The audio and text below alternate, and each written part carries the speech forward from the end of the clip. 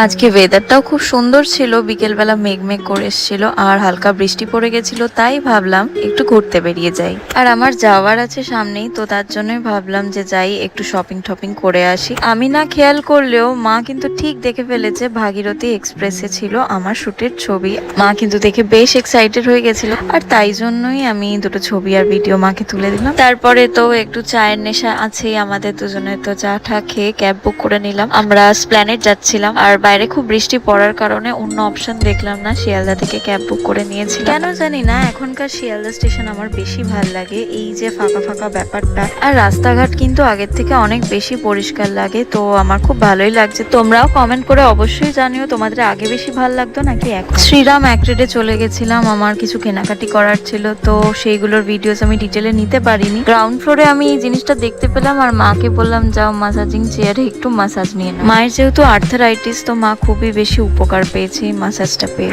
ঠিক শ্রীরাম থেকে বেরিয়ে অপোজিট একটা রাস্তা চলে যায়, যেখানে পরপর তোমরা সব খাবারের দোকান দেখতে পারবে। ওখানেই একটা খাবারের দোকানে আমি সবসময় খাই। তোমরাও যদি কোনোদিন নিউ মার্কেটে শপিং করতে যাও, তো আমি সাজেস্ট করব এই দোকানটা একবার অন্তত হলেও তোমরা ফিশ এন্ড চিপসটা ট্রাই করো, যেহেতু এই মেনুটা হচ্ছে ওদের স্পেশালি। খাবারটা আসতে একটু লেট হচ্ছিল, ততক্ষণ আমরা ডিসাইড করলাম বাড়ির জন্য কিছু একটা নেব। তারপরে দেখলাম চিকেন পকোড়া অ্যাভেলেবেল আছে, তো চিকেন পকোড়া বাড়ির জন্য প্যাক করিয়ে নিলাম। প্রচন্ড খিদে পেয়ে গেছিল, আর জানি না কেন এই দোকানটায় ঢুকলেই আমার খিদেটা যেন আরো বেশি পেয়ে যায়। ফার্স্টেই আমি ট্রাই করে নিচ্ছিলাম ফিশ অ্যান্ড চিপস। কোয়ালিটি অনুযায়ী আমি বলবো দামটা এদের ঠিকঠাকই আছে। চিকেন পপকর্নটাও কিন্তু খুব টেস্টি ছিল, অনেকটা কেএফসি স্টাইলেই বানায় এরা। খাওয়া তো শেষ হয়ে গেছিল, কিন্তু আমি দেখলাম যে স্টিল বৃষ্টি পড়েই যাচ্ছিল, তো তাই আবার আমি ক্যাব করে নিলাম শিয়ালদার জন্য। এসপ্ল্যানেড থেকে শিয়ালদা স্টেশন এতটাই কাছে যেন মনে হলো ক্যাবে উঠতে উঠতেই যেন নেমে পড়লাম। যাওয়ার সময় যেহেতু মায়ের চাটা খেয়ে খুব ভালো লেগেছিল, তাই আমি বললাম যে এইবার কফি ট্রাই করো, কিন্তু আমি